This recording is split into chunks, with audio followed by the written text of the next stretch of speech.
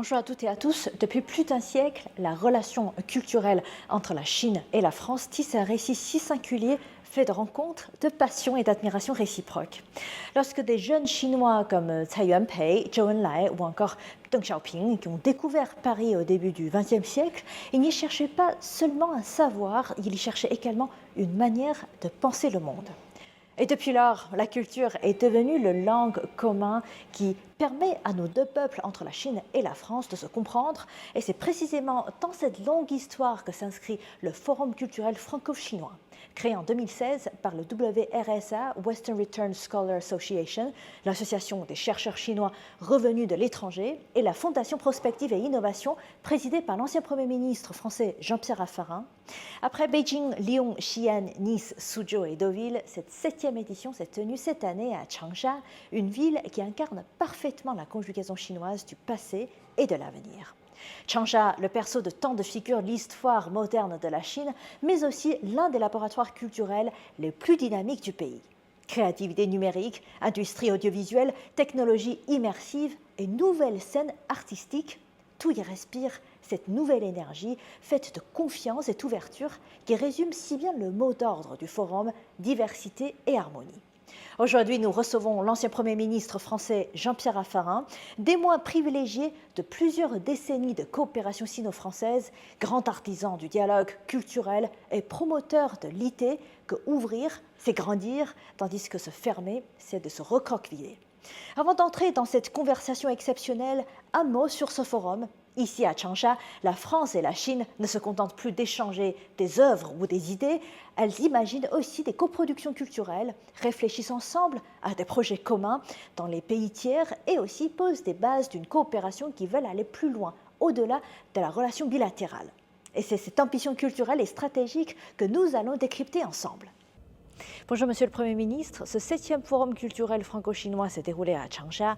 Après Beijing, Lyon, Xi'an, Nice, Suzhou et Deauville, pourquoi avoir choisi cette ville? En quoi la particularité de Changsha pourrait-elle enrichir cet échange? Le message de Renan, le message de Changsha, c'est que la culture, c'est la conjugaison du respect du passé et de la passion du futur. Et c'est ça qu'on retrouve à Changsha. Tout ce qui a été l'histoire révolutionnaire de la Chine partie ici du Hunan, mais aussi naturellement ce goût des technologies, ce goût du progrès, cette confiance dans l'avenir. C'est ça, je crois, qui est le message essentiel de cette édition du Forum franco-culturel, franco-chinois. C'est une orientation qui est une orientation stratégique. Nous avons vraiment la volonté de développer une meilleure connaissance de nos deux cultures, de nos deux civilisations. Les problèmes que nous avons de temps en temps, des problèmes de friction, des problèmes de diversité, sont des problèmes qui sont nés d'une insuffisante connaissance de nos peuples. Au fond, le peuple français connaît très mal la Chine moderne. On connaît l'histoire de la Chine, on connaît les traditions de la Chine. On ne connaît pas cette Chine moderne parce qu'elle est très grande, cette Chine. Elle est très loin, sa culture est très différente. Et beaucoup de gens ignorent la réalité de la Chine. Quand quelqu'un est allé en Chine, il ne parle pas de la même façon avant d'être allé et après être allé. Et donc nous avons à développer cette connaissance de la Chine. Connaissance de la France pour les Chinois, évidemment, et également. Car les Chinois aussi connaissent mal l'originalité de la France et connaissent mal la France moderne. C'est cette connaissance qu'il faut développer, non pas pour que nous cherchions à nous ressembler, non pas pour que nous effacions nos différences, mais simplement pour que nous construisions un vrai respect entre les deux cultures, entre les deux civilisations. Et donc, il faut que les jeunes Français se musclent pour pouvoir discuter avec les jeunes Chinois, tout comme il faut que les jeunes Chinois se musclent pour pouvoir discuter avec les jeunes Français, et que ce dialogue soit fertile. Et surtout, ce qui est le plus important, c'est un message de nos deux peuples, c'est le message pacifique, que ce dialogue ait pour objectif la paix et non la guerre. Voilà pourquoi la culture est la meilleure arme contre la guerre, la meilleure arme contre tout ce qui divise actuellement le monde, rassemblée par la connaissance et pour le respect. Monsieur le Premier ministre, cette édition du Forum a pour thème diversité et harmonie. Dans un monde plein d'incertitudes, selon vous, comment la diversité culturelle peut-elle devenir une force d'harmonie plutôt qu'une source de division? Je suis très anxieux sur la nervosité du monde, sur sa dangerosité. Pour lutter contre cette nervosité qui conduit à bien des affrontements, il faut aujourd'hui de la sagesse. Et il faut aussi regarder l'avenir ensemble. Un grand écrivain français, Saint-Exupéry, dit que s'aimer, ce n'est pas se regarder l'un l'autre, c'est regarder ensemble dans la même direction. C'est ça le travail de planification, c'est ça qui a été fait en République populaire de Chine, c'est ce que nous faisons avec la planification française. C'est un travail très important. Il ne faut pas se laisser dévorer par toutes les difficultés de la vie. C'est vrai que nous avons des difficultés sur le véhicule électrique, nous avons des difficultés parfois sur le cognac, nous avons des difficultés normales dans toute compétition. Il faut pouvoir dépasser un certain nombre de difficultés pour envisager un avenir de coopération plus qu'un avenir de tension. Ça demande du respect, ça demande aussi beaucoup de travail et beaucoup de dialogue. Depuis 2016, le Forum culturel franco-chinois est devenu une plateforme incontournable. Qu'est-ce qui, selon vous, rend le dialogue culturel entre la France et la Chine si particulier et si unique? Je crois en effet que la coopération entre la Chine et la France dans le domaine culturel peut être un modèle qu'on développe. Notamment, je pense à tout ce qui est coproduction. Nous avons ce matin entendu une très belle conférence du directeur de l'Opéra de Pékin, opéra magnifique, créé par un architecte français, Paul Andreu, dans lequel se développent de très nombreuses coopérations culturelles, artistiques entre la Chine et la France. Notre objectif est de faire en sorte qu'on développe ces coopérations en pays tiers. Et c'est, je crois, une stratégie très positive. Nous devons avoir des coopérations sino-françaises en pays tiers. Nous avons une coopération en matière d'énergie nucléaire avec les Chinois dans le pays du Royaume-Uni, voisin de la France. Je crois que quand nous avons des partenariats solides, comme par exemple dans l'aéronautique, comme dans le transport, comme dans un certain nombre de sujets comme l'agroalimentaire, un certain nombre de sujets de coopération, je pense aussi à la santé, ce serait très important de développer nos coopérations en pays tiers. C'est un nouveau volet de notre coopération qui donne des perspectives nouvelles. De ce point de vue-là, la culture est très fertile comme initiative, comme créativité pour lancer des projets communs. Autrefois, le commerce, c'était de vendre des produits à des pays amis. Et donc, on vendait des produits chinois en France, des produits français en Chine. Aujourd'hui, ça reste toujours une question importante, mais aujourd'hui, on pense à des produits communs, des produits franco-chinois, des produits qui ont des perspectives de développement dans des pays tiers. Et c'est, je crois, une perspective très importante de notre coopération ensemble, aller dans des pays tiers avec lesquels nous avons les uns et les autres des relations constructives. Une manière générale de voir le monde comme un monde de coopération plutôt qu'un monde de tension. Vous êtes venu en Chine pour la première fois dans les années 70. Comment cette expérience vous a-t-elle influencé? Car mon premier voyage remonte à 1970. Ce n'était pas toute la Chine, c'était Hong Kong et Macao.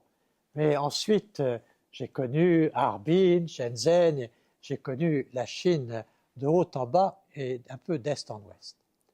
Ce que je peux vous dire, c'est que ce qui m'a frappé et ce pourquoi j'ai pour le peuple chinois affection, admiration et respect, c'est le courage de ce peuple chinois.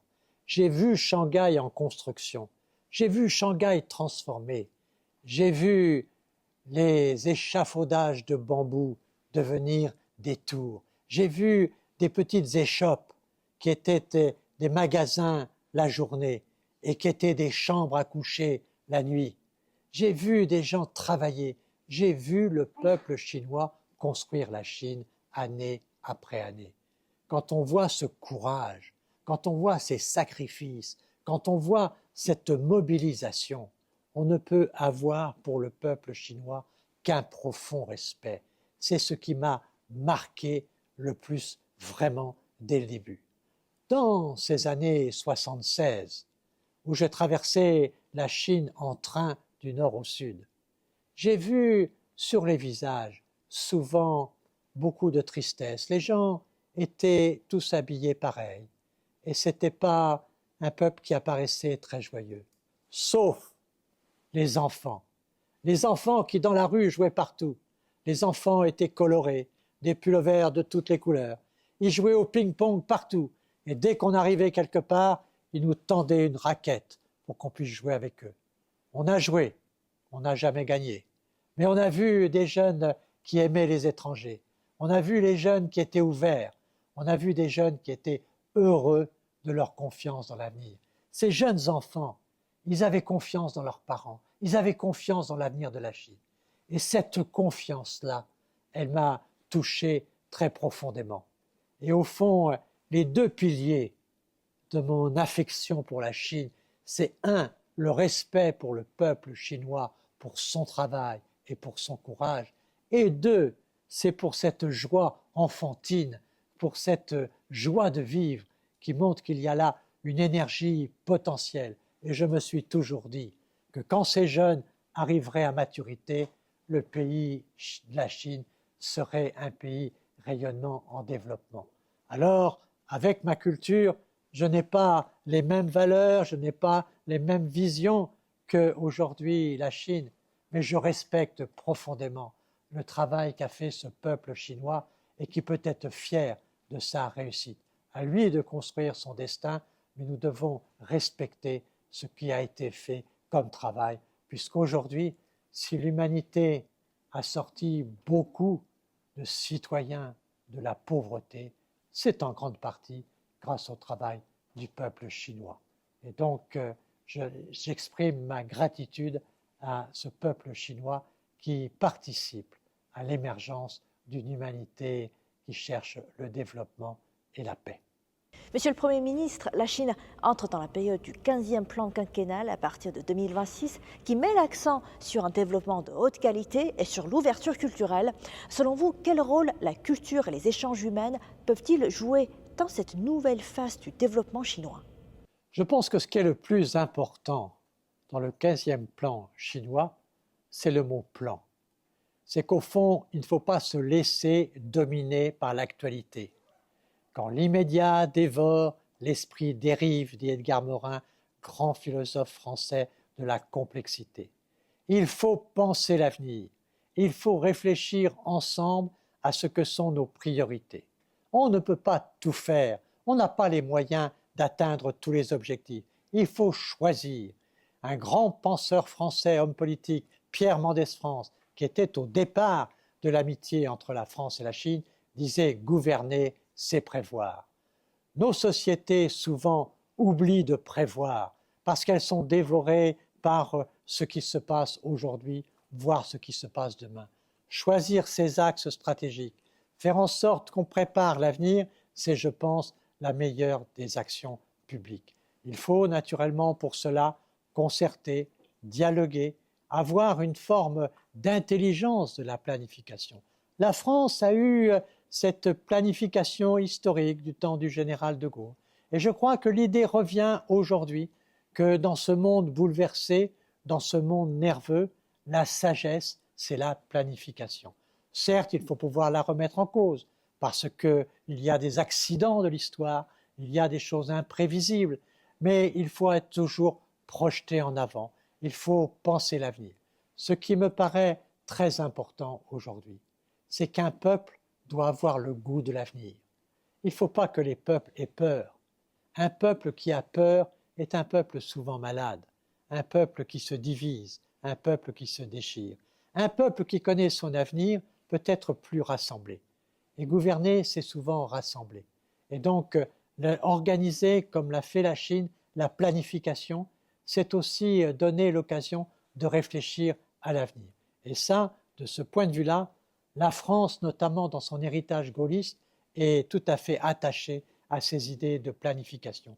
Planification qui n'est pas comme celle qu'on a connue dans le passé, dans un certain nombre de pays, qui était au fond simplement la volonté du pouvoir, mais c'est vraiment la stratégie du peuple, de la civilisation, de la société.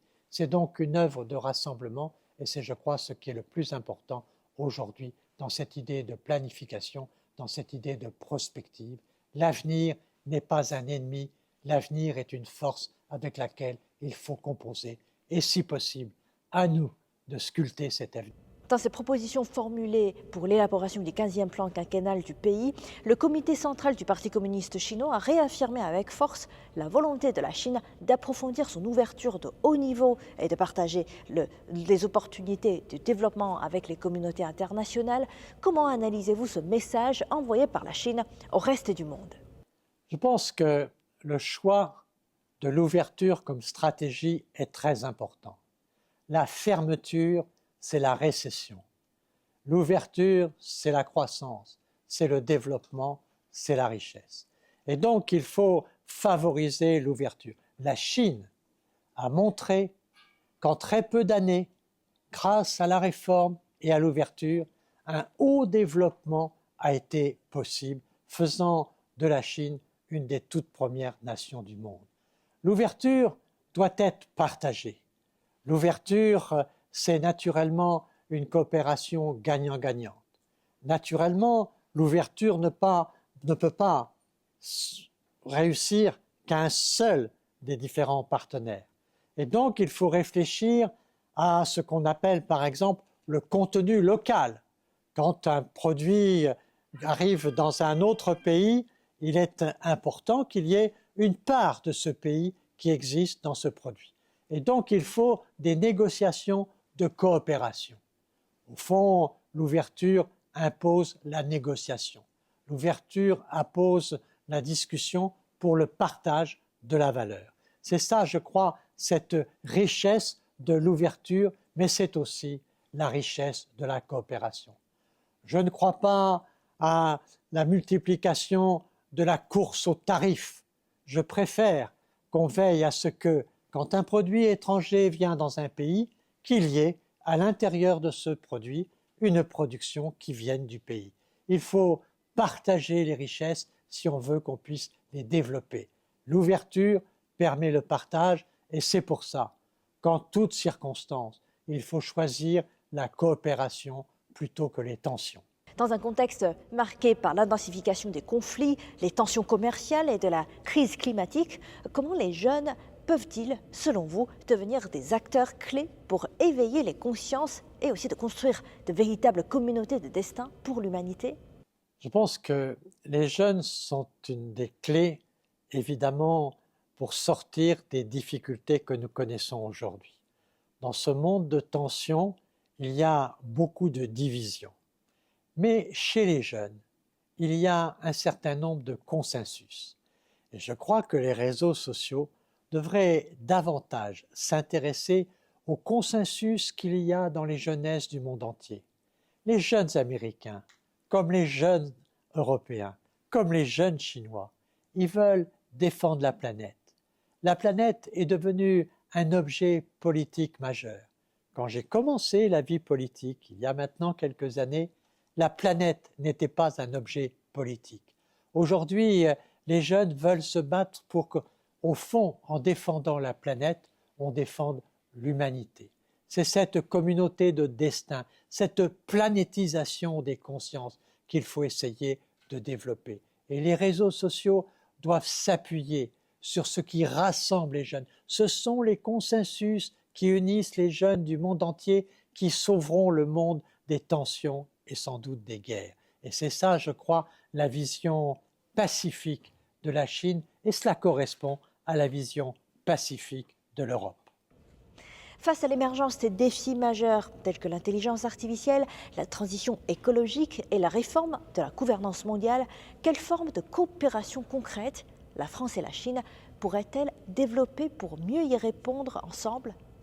Je pense que La Chine et la France doivent en effet travailler sur un certain nombre de défis du monde moderne. Il y a l'intelligence artificielle, il y a la transition écologique et il y a aussi la réflexion sur le multilatéralisme. Je pense qu'il nous faut harmoniser nos positions d'avenir et donc avoir un dialogue qui est un dialogue d'avenir, non seulement sur ce qui se passe actuellement en matière de recherche, mais aussi sur les prospectives de ce que sera notre monde en 2040, en 2050. Je pense que l'intelligence artificielle est un sujet de coopération très important et de voir comment nous pouvons avoir une régulation partagée. On ne pourra pas développer l'intelligence artificielle dans le monde sans que l'Europe ou sans que la Chine participe à une certaine forme de régulation.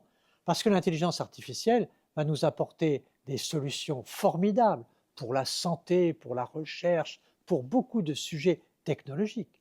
Mais en même temps, elle pose un certain nombre de questions sur la fragilité, que la dimension humaine de nos sociétés soit bien respectée. Et donc, nous avons là une réflexion commune à partager. Je pense que c'est une clé de la relation franco-chinoise, c'est-à-dire de ne pas rester focusé, ne pas rester seulement centré sur les sujets d'aujourd'hui. On peut avoir aujourd'hui des sujets qui nous séparent, on peut avoir dans l'actualité des divergences. Ce qui compte, c'est de partager ensemble une vision d'avenir. Et c'est de choisir les grands sujets de transformation. Notre monde est soumis à des transformations extrêmement rapides. La Chine est habituée à la rapidité, mais nous le sommes moins en Europe. Mais la transition écologique va très très vite. L'information va très très vite également. L'intelligence artificielle se multiplie à des vitesses sidérales. Dans ce contexte-là, ce qui compte, c'est que la Chine et la France réfléchissent ensemble à cet horizon qui n'est pas trop loin. Je pense à 2040. En 2040, quelle sera la coopération sino-française? Cette coopération, elle devra apporter des solutions partagées quant à la régulation des transformations du monde, notamment dans les grands domaines qui sont en bouleversement, l'IA, mais aussi la santé, mais aussi les transports, un certain nombre de grands sujets sur lesquels la dimension humaine de nos civilisations doit être défendue pour que la technologie soit dominée par l'humain et que ce ne soit pas l'humain qui est dominé par la technologie. Merci, Monsieur le Premier ministre, pour cet entretien très enrichissant.